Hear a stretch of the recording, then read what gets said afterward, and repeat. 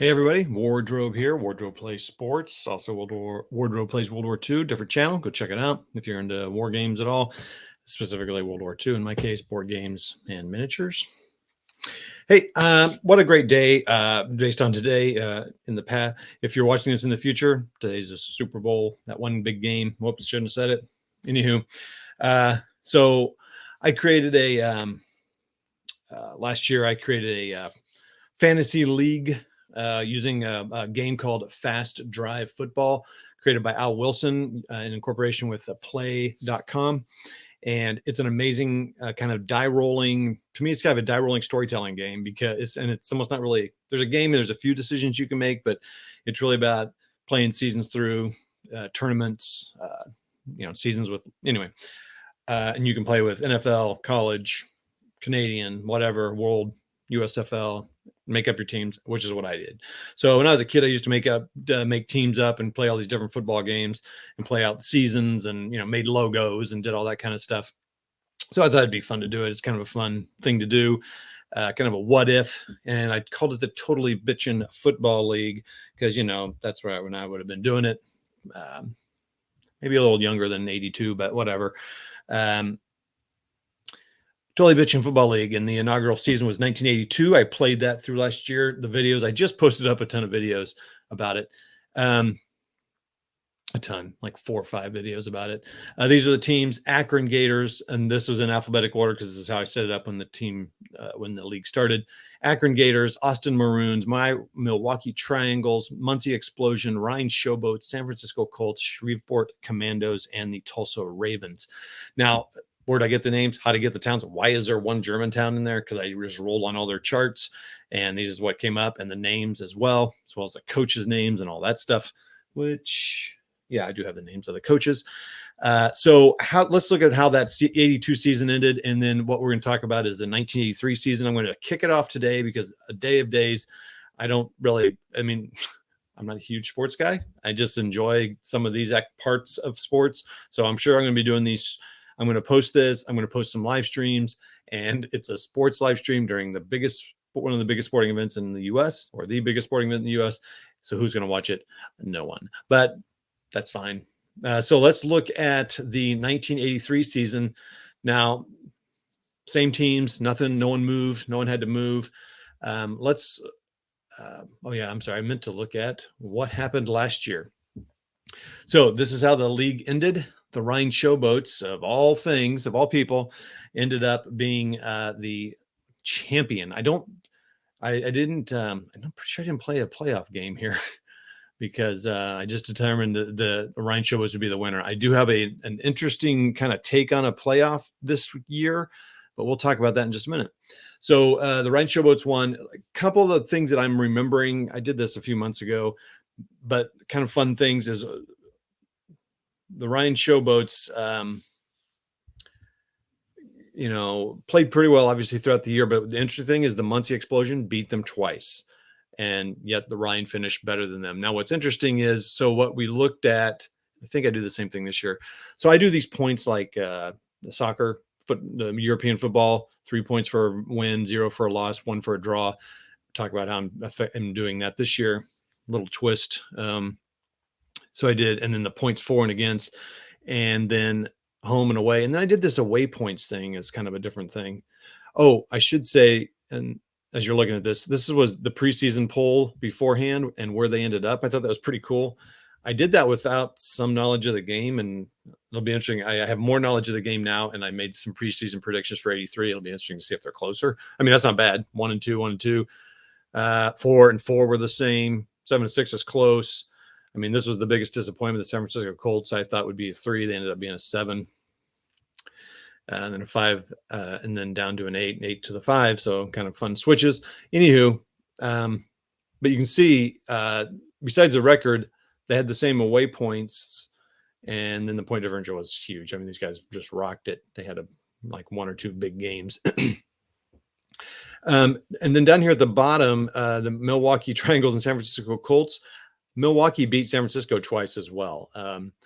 But the problem is, so you can see they had the same record. So obviously they had the same points. Point differential, Milwaukee's better. but I look at that as a third thing. So points is first, and then the away points. I thought if the team is better away, like they really rock it away, then they should be get prior, the vote. So total points based on win losses, away points, and then you look at point differential. So if this would have been a tie, Milwaukee would have won it. So that was actually made a decision based, well, actually it's based on that. And this 8-6, 24. Oh yeah. So if you look here, Akron got third because of the point differential. So their points here was the same. They both are 8-6. Their away points were the same, 12. They both won 4 games. So I had to look at the point differential. Akron won that. Akron was interesting. Last thing, then we'll get to the 1983 season. Akron was interesting because they went 4-0, and then they went 4 and then they lost. They went 4-0, so they were first place. I'm like, man, they were rocking it, and they were predicted to be the preseason 6. I'm like, okay, well, I was wrong on that. And then they lost 6 straight games, so they went 0-6 in that run. So then their record was 4-6. I'm like, okay, so they're going to be a 6th place team. No. Then they won the last 4 straight games, bumping them back up, and then because of the point differential, won it. So that was pretty fun to watch too. So that could be kind of some built-in maybe potential rivalries. Like Muncie definitely wants to beat Rhine, Milwaukee, Muncie. Yeah, Milwaukee wants to beat San Francisco, and Tulsa is like, come on, and Shreveport's like, whatever. Shreveport and Austin's like, ugh. But actually Austin pretty upset fans because they had a preseason prediction of 3, but maybe that's just because the prognosticators, me. I'm sorry, preseason 7. So actually it turned out better. All right, so let's look at 1983 and what's happening here and what I'm doing. So obviously there's nothing to show here. I've set it up a little differently where I'm going to be able to see like week 1. This was where they stood, Rhine Showboats, blah, blah, blah. I mean, what I'm trying to say here is that after week 1, we'll look at it and we'll show, let's say Tulsa Ravens were 1-0 and they're first place. So we can kind of see their position throughout the year, which I think could be kind of fun. So what are the changes I made for the year here? Let's kind of zoom out a little bit. I'm just going to keep the same 8 teams, same teams against each other. So like last year, Ryan started at Akron. I know in real life that wouldn't be fair. You do have a couple home field advantages, but everyone's going to play at home. It's just you're getting the wins right away. Nothing really happens like if you win, you get some advantages, moving forward. Not that I'm seen or aware of. So that'll be kind of nice to be able to see kind of where people are falling week to week. So a couple of the not differences, but I've kind of codified it by writing it down. So we're going to go do the same thing. Boy, that's sketchy. It's just really going side and left and right scrolling here. I apologize for that. So week 14, we're going to have the final, standings. These are just here because I copied and pasted them. And I need to change that too. So I need to change this 1982 final. And I'll explain that in just a minute. I am going to stick with ties. So there's not going to be any overtime during the regular season. And so we will have draws. I think I had 2 or 3 overtime games, so there's not going to be very many. And then what I'm going to do is just to have kind of a fun kind of final hurrah for everybody. We'll have a week 15 based on all these teams playing each other. So imagine it turned out this way like it did last year. So Rhine and Muncie will play one more game. We'll add it to the record. So there'll be a 15th game in their season, points for and against. Depending how close it is, like last year, they would have been tied. These two would have been tied. Then you would have gone to these other point differentials. It just gives everyone one more chance. And then Akron Gators and Tulsa Ravens would have played each other. So 1 and 2, 3 and 4, 5 and 6, 7 and 8 all play each other. Just as kind of one last hurrah, try to get one more victory. So like these guys were tied. These guys were tied. It gives them a chance to, really determine a place. OT will be used. I'll do it like I think they do it now. There'll be one extra quarter. Both teams get the ball at least once, and then it's sudden death. And then if no one's won after that 15 minutes, then you just I'm going to go to great field position with each team getting a chance to win. So you go great field position. And in this case, this game's chase, you just roll and you'll see what happened. And they'll go back and both teams will get one chance. If they're still tied, we'll just keep doing it until there's a winner. It'll make more sense when I'm doing it. So this has changed because I've seen that you don't really do roles, and I forgot this. So I should have changed this before I went on here live or before I recorded this, but I want to give some award for winning the championship, but yet you don't want them to be like dominant and like they get it. So when you're doing the postseason, you have this thing called franchise points that you get after you determine the kind of the ownership and the coaching. And there's a third one, I think. And then at that point, you decide there's some franchise points, which they can then use to do some things like affect, how something goes, if you're going to be prolific or whatever the stat is, based on the way that Al wrote it up to do that. So I may just give some franchise points away. And what I was thinking is giving the championship team 2 franchise points that they get to carry into the postseason. So, and I'll see if it's too strong, like someone gets 5 or 6 and it's like, holy cow, but we'll see how it goes. So they're going to get the winner, the first place one. So then that gives them something to play for. The first place one will get 2. 2 and 3. So the second and third place teams will get 1. So again, that gives some value to this game here. So if Tulsa's 4, they're going to really try to win this so they can get that 1 franchise point. Shreveport, I was going to say the last team gets -2, -1, -1, and then 0. So yeah, that's it. So you really want to get this because you want that 1. If you lose it, you're going to get 0. This one, you really want to win because you won't get impacted negatively on your franchise points, but then you get negative. Again, I will kind of see how it goes. And then the winner of this, obviously, you don't want -2. You'd rather get -1. So,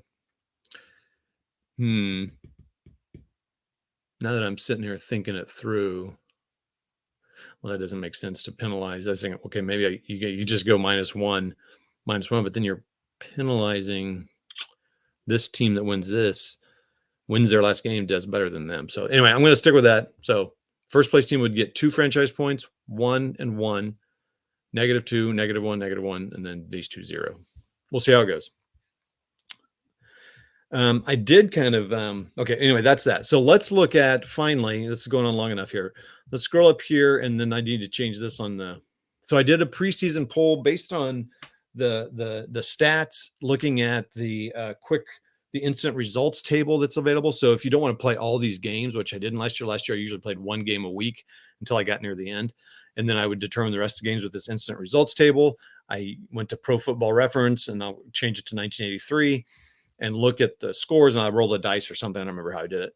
And then so I could assign a score to the game so I could do the points for and against, which I know it's not really, realistic because the Colts have a terrible defense and yet they stop them. I don't know, whatever, it doesn't matter. So I looked at that. So I'm trying to use a little bit more intelligence about how I ranked them. So this year, the Tulsa Ravens, who we can look at the bottom, kind of ended 4th last year. They're preseason ranked 1, and they're pretty dominant. Like they had 10.5 points based on the charts here. Very much, I can look at that. They had 10.5 points based on their strengths. The next team, Akron, who's second, had 5.5 points. And this is what you do. You look at these points to determine the differential on the instant results table. So go look at the instant results table. The Austin Maroons coming in at a 3rd. Is that right? Yeah, Austin had 4. Milwaukee had 3.5. Rhine should be next with 2.5. Muncie with 1 point. San Fran had 0, so there's 7 again. And Milwaukee, nope, I already said that one. Who was behind? Shreveport -5. So looks like San Francisco kind of stayed the same. Rhine went down. Tulsa really helped themselves, as did Akron. So those 3rd and 4th place teams from last year are really trying to take over that 1st and 2nd spot. I find that very interesting. And Muncie really went down to the 6th seed from number 2. So looks like they had their chance, and maybe they're not going to get it this year. So that's that. I'm going to, I think I'm going to play the first one not live so I can kind of just remember the rules to playing. He's made a few tweaks in it, and we'll go from there. And that's that. So let's go. Oh, I do have the first week schedule lined up here. I'm going to use this kind of as my like chart to kind of show the scores at the end of the week. So we got the Rhine number 5 Rhine Showboats going into number 2 Akron Gators to start the season. Number 4 Milwaukee Triangles going against the San Francisco Colts, which is a great game to play. I mean, 4-7 is not fantastic, but it's that Milwaukee wants to get revenge on the Colts. Now, they did get revenge in that they won, but they ended up in last place. So they want to really continue that winning streak against San Francisco, and which should, based on the ranking. No, number 6 Muncie into 8 Shreveport, kind of a battle near the bottom there. Obviously, both team Muncie wants to kind of surprise the crowds and not get that 6 and kind of battle for the championship, but we'll see what happens there. And then the number 1 Tulsa Ravens will be going against the number 3 Austin Maroons. That'll be the highlight, big game of the week. 1 against a 3. So I'm going to play this one, Muncie and Shreveport, probably recorded. And then if it goes well, then I'll post it. And that is that.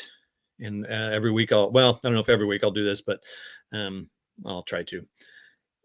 And I'll play them when I can and when I get a moment. I'm kind of in the football mood now for obvious reasons. Got some big stuff going on, and that's that. So hope you all enjoy it. Let me know what you think, and we will see you throughout the season.